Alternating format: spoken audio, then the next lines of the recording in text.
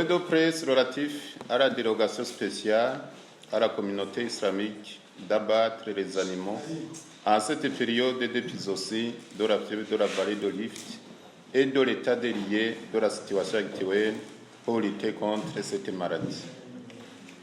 Comme vous le savez, la fièvre de la vallée de l'Ift est une maladie zoonotique touchant les petits ruminants et les bovins. Elle a été signalée pour la première fois au Burundi dès la fin du mois d'avril 2022 dans les provinces d'Ngozi, Kirundo et Muyinga. Dès l'apparition des premiers symptômes, les services vétérinaires du ministère de l'Environnement, de l'Agriculture et de l'Élevage ont mis en place tous les mécanismes nécessaires pour identifier cette maladie. Ainsi, le laboratoire national vétérinaire de Bujumbura a confirmé qu'il s'agit de la fièvre de la vallée de l'Ift. Pour le moment, des cas cliniques continuent à être reportés dans différentes provinces du pays. Notons que des cas de signes cliniques de la maladie sont rapportés dans les provinces de Karusi, Cibitoki, Kayanza, Bujumbura, Makamba, Muramvya, Mwaro, Rumonge, Bubanza et Gitega, faisant un total de 13 provinces touchées jusqu'au 6 juillet 2022. Sur un total de 966 bovins et 627 petits ruminants ayant manifesté les signes cliniques de la maladie, on a enregistré une mortalité de 413 têtes pour les bovins et 214 pour les petits ruminants. Dès la connaissance des premiers cas, le ministère de l'Environnement, de l'Agriculture et de l'Élevage ne ménage aucun effort pour faire face à cet épisode. Ainsi, les activités telles que les investigations épidémiologiques sur le terrain et la prise des échantillons ont été menées. Un plan d'action pour la prévention et le contrôle de la maladie a été élaboré. Des réunions à l'intention des partenaires techniques et financiers ont été tenues. Des formations multisectorielles sur la gestion intégrée de la fièvre de la vallée de l'Ift ont été dispensées par les experts de l'Institut international de recherche en élevage de Nairobi. Des réunions avec les experts de la FAO sur la connaissance et la communication de la maladie ont été organisées, sans oublier la mise en place des comités techniques et de pilotage pour la gestion de la crise de la fièvre de la vallée de l'Ift. Des mesures, c'est-à-dire restriction des mouvements du bétail, arrêt temporaire des marchés de bétail et abattage des ruminants, visant à limiter la propagation de la maladie afin de préserver la santé animale publique ont été arrêtés.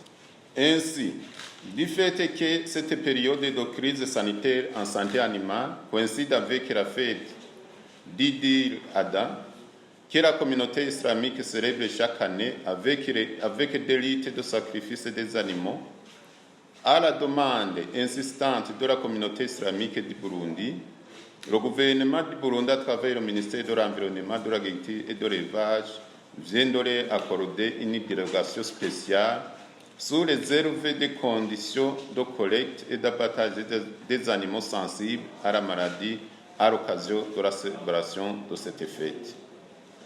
Ces conditions visant à limiter les risques d'accélération de la propagation de cette maladie sont les suivantes. La collecte des animaux d'abattage a commencé à date du 1er juillet et va se clôturer le 8 juillet 2022 et l'abattage commencera du 9 pour finir le 12 juillet 2022. Les activités d'achat et de rassemblement des animaux dans les différents sites préidentifiés, quarantaine, doivent être effectuées en étroite collaboration avec les représentants de la Comibo au niveau province, l'administration provinciale et les bureaux provinciaux de l'environnement, de l'agriculture et de l'élevage. Les animaux achetés doivent être bien identifiés par un marquage approprié pour éviter des dérapages. L'inspection anti-mortem et post-mortem doit être réalisée systématiquement pour chaque animal par les techniciens vétérinaires du ministère ayant l'élevage dans ses attributions. Et la viande ici des animaux abattus fera l'objet de la cuisson dans les ménages de la communauté islamique. Les abattages doivent se faire dans les abattoirs connus ou d'autres sites d'abattage pré-identifiés en collaboration avec les BPAE et l'administration. Après l'abattage, les déchets des animaux comme le sang et autres déchets seront enfouis directement et les liés d'abattage feront objet d'un nettoyage des infections appropriées par les services vétérinaires. Les animaux présentant des signes d'une quelconque maladie ne doivent pas être abattus et resteront en quarantaine sous traitement. Le ministère de l'Environnement, de l'Agriculture et de l'Élevage interpelle les représentants de la Comibu au niveau de chaque province, les gouverneurs des provinces, les directeurs des bureaux provinciaux de l'environnement, de l'agriculture et de l'élevage, ainsi que la police de veiller au strict respect de ces conditions énumérées ci-dessus. Le ministère réitère ses remerciements aux autorités administratives, les services de la sécurité et la population pour la franche collaboration dans la mise en œuvre des mesures mises en place pour éviter la propagation de la maladie. Le ministère de l'Environnement, de l'Agriculture et de l'Élevage profite de l'occasion pour informer l'opinion publique en général et les éleveurs en particulier ce qui suit. La mobilisation des fonds continue pour faire face à cette maladie.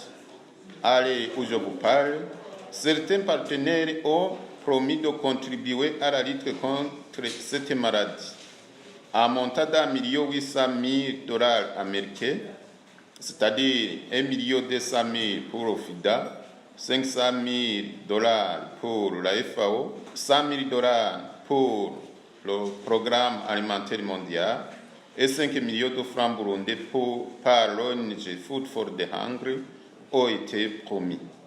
Nous estimons que les premiers vaccins seront disponibles à partir du mois d'août 2022 afin de commencer la campagne de vaccination pendant la période propice. Au cours de ce mois de juillet, les services techniques se rendront sur le terrain pour faire la cartographie des risques qui est employable pour orienter la campagne de vaccination. Au cours du mois de juillet et août, nous allons aussi continuer la sensibilisation, formation des administratifs, les bouchers et les techniciens vétérinaires à la connaissance de la maladie, aux mesures de biosécurité et aux bonnes pratiques de vaccination. Nous rappelons encore une fois à la population qu'il n'y a pas aucun problème à consommer le lait provenant d'une vache saine s'il vient bouilli. Compte tenu de la dangerosité et de la particularité de la maladie, en s'appuyant sur les avis des experts nationaux et internationaux, le ministère interpelle les éleveurs qui désirent se mettre ensemble pour acquérir le vaccin, de s'abstenir et d'attendre le vaccin qui sera acquis à travers ce programme de lutte.